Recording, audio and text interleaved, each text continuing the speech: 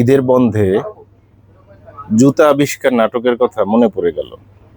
আমরা যখন ছোট ছিলাম, ক্লাস 3-4-এ পড়ি, এই সময়কার ঘটনা। তখন আমাদের স্কুলের একজন স্যার ছিলেন, তাকে শ্রদ্ধাভরে স্মরণ করছি, ডাক্তার ইনসানুল আলম স্যার। আমি জানি না তিনি আমার এই ভিডিও দেখবেন কিনা। যদি দেখে থাকেন তাহলে হয়তো ভিডিওর মাধ্যমে তার কাছে কৃতজ্ঞতা জ্ঞাপন করছি।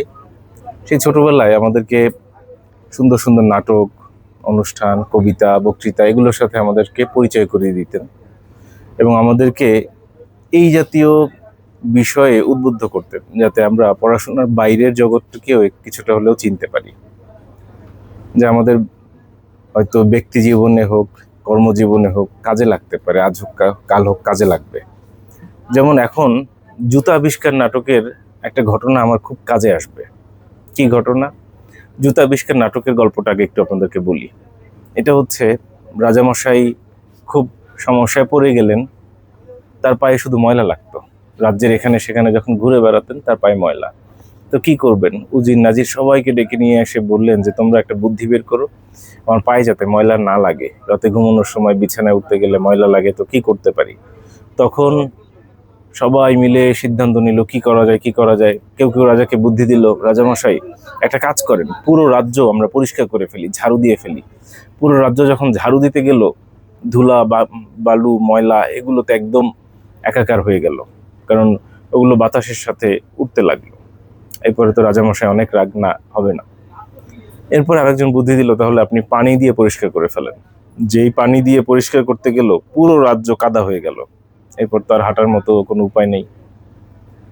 এরপর কি করবে? আরেকজন বুদ্ধি দিল, আরেকটা কাজ করা যায়, সেটা হচ্ছে কার্পেট বিছিয়ে দেওয়া যায়। রাজামশাই যেখানে যেখানে যাবে কার্পেট বিছিয়ে দিবে।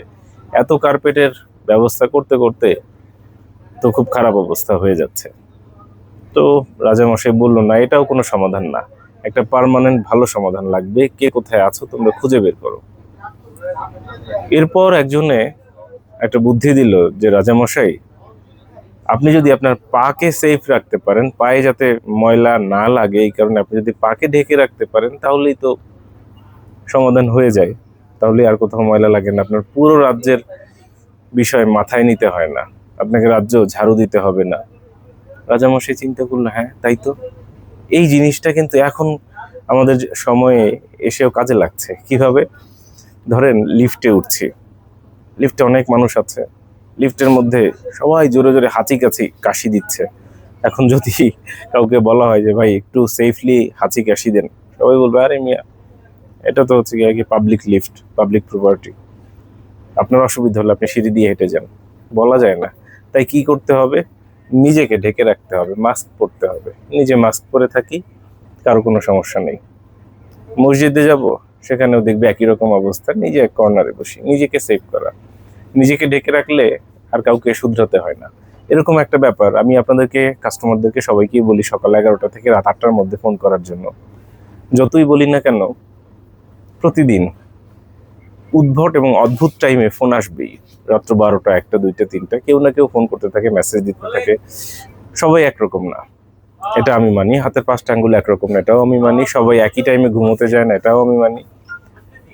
এবং এটাও আপনারাও মানবেন যে এই নেটের লাইনের লোকজন, এরা একটু রাত জাগে বেশি, হয়তো সারা রাত জেগে থাকে। কেউ কেউ বলবে, ভাই আমরা তো সাপোর্টে আছি, রাতে জাগতে হয়। সত্য কথা। কিন্তু আমাদের দোকান তো দিনে খোলা, এই কারণে সারা রাত যদি আমরা জেগে থাকি, যখন যেই মেসেজ আসে সেটা রিপ্লাই করি, তাহলে আমাদের নিজেদেরই বিপত্তি, নিজেরাই অসুস্থ হয়ে যাই। সেখান থেকে বের হওয়ার পথ কি? বের হওয়ার পথ হচ্ছে জুতা আবিষ্কার নাটক, সেটাকে ফলো করা। সেই জুতা আবিষ্কার নাটক ফলো করে কাউকে আর বলবো না, আমাদের মোবাইলই বন্ধ থাকবে। মোবাইল খোলা থাকবে কখন? সকাল 11টা থেকে রাত 8টা পর্যন্ত মোবাইল খোলা থাকবে, এরপরে মোবাইল বন্ধ থাকবে।